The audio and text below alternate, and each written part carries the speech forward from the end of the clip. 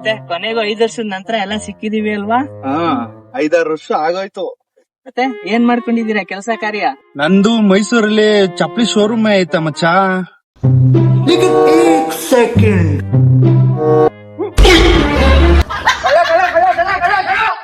ಮತ್ತೆ ನೀನೇನ್ ಮಾಡ್ಕೊಂಡಿದ್ಯೋ? ಮಚ್ಚ ನಂದು ಮಂಡ್ಯದಲ್ಲಿ ಪ್ಲಾಸ್ಟಿಕ್ ಕಾರ್ಖಾನೆನೇ ಐತೆ ಮಚ್ಚ.